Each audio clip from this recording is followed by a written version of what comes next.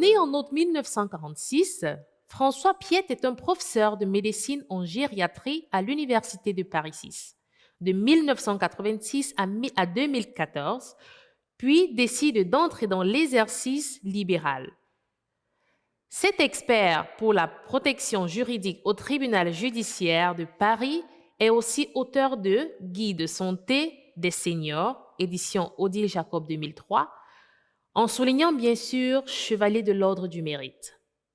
C'est un réel plaisir de recevoir aujourd'hui sur Konosheretivu l'auteur de l'ouvrage Les dieux se mettent au vert, Monsieur François Piette. Bonsoir François, comment vous allez? Bonsoir, je vais bien. Et vous?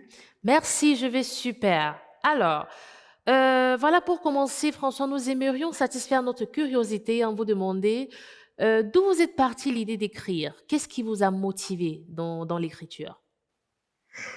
Écoutez, moi j'ai toujours aimé écrire. Pendant ma vie professionnelle, je fais beaucoup d'articles, surtout scientifiques ou de vulgarisation. Et puis j'ai donc écrit ce livre, c'est un gros livre chez Odile Jacob. Et là, maintenant, je suis en fin de carrière. Donc j'ai pensé qu'il y a un certain nombre de sujets qui m'intéressaient. Et celui-ci, Les dieux se mettent au vert, c'est donc une fiction où voulais montrer mon intérêt pour l'écologie, essayer de préserver notre planète, et puis imaginer que, au-delà de l'entente politique entre les pays, qui a un grand intérêt, mais qui a aussi ses limites, comme on le voit dans les différentes COP, peut-être que une aide divine pourrait venir pour réunir les différents croyants des différentes religions. D'accord. Vous nous permettez justement de chuter sur la prochaine question, à savoir, est-ce possible d'avoir un bref résumé de l'histoire que vous nous racontez dans Les dieux se mettent au vert? De quoi s'agit-il? Oui, alors euh, l'idée est partie de l'intelligence artificielle. Vous savez que finalement, il y a des exemples récents en peinture notamment, on peut arriver à faire que l'intelligence artificielle reconstitue une œuvre, un personnage, etc., à partir d'éléments d'information diverses. Et j'avais pensé que, eh bien, nous parlons, alors j'ai pensé en tant que Français, Européen, de formation chrétienne, catholique en particulier, que le Dieu auquel nous nous adressions dans nos prières depuis notre enfance, eh bien ce Dieu, on l'avait tellement imaginé, on l'avait tellement représenté sur des tableaux, on a lu ses écrits, ou plus exactement les écrits de son fils, qui est venu sur Terre, qu'on en avait on en avait conçu une image, et que cette image, bah, finalement, elle pouvait devenir réalité, que c'était ça l'intelligence artificielle. Et donc, une chercheuse dans ce livre, qui est une chercheuse en intelligence artificielle, a réussi à reconstituer Dieu, si je puis dire, tel que les hommes l'ont imaginé, et à rentrer en communication avec lui. Ça, c'est le premier élément. Et le deuxième élément, c'est que le réchauffement climatique, comme je vous l'ai dit, concerne le monde entier, mais n'est pas forcément parfaitement pris en compte au niveau de chaque État.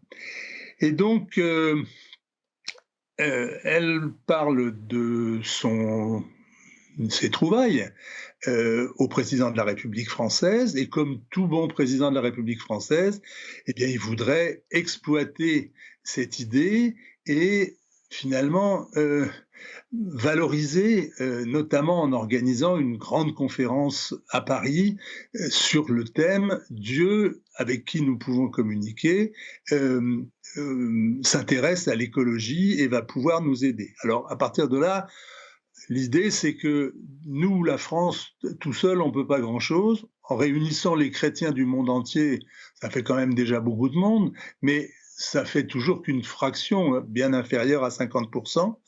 Et donc, il fallait essayer de contacter les autres dieux ou représentations divines qui existent sur Terre. Alors, il y a d'abord les dieux ce qu'on appelle les dieux des religions du livre, donc le christianisme, le judaïsme et l'islam. Et puis ensuite, il y a des dieux qui sont pour nous plus mystérieux, plus asiatiques, qui ne correspondent pas d'ailleurs aux mêmes définitions de Dieu, mais qui pourraient se joindre. Et donc, elle arrive à monter cette réunion de 5 personnes, de 5 divinités. Euh, alors, on a fait des simplifications pour arriver à ces 5, parce que les religions asiatiques sont très complexes, mais bon, voilà. Et à partir de là, eh bien, chacun va désigner un représentant pour ne pas apparaître sur toutes les télévisions, parce que, comme vous savez, les dieux se montrent peu, euh, et notamment dans l'islam, eh bien, la seule simple représentation de Dieu est un blasphème.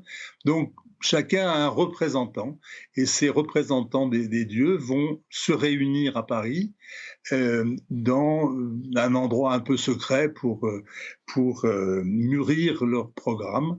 C'est donc ce qui se déroule pendant ce livre. J'y ajoute qu'il y a beaucoup de gens qui ne sont pas croyants, et donc on a pensé que les deux grandes idéologies qui s'affrontent chez les non-croyants, et d'ailleurs aussi chez les croyants, le libéralisme et le néo-marxisme, pourraient aussi avoir leurs représentants, et c'est ce qui se fait, et tous ces représentants sont des gens issus de la recherche en intelligence artificielle.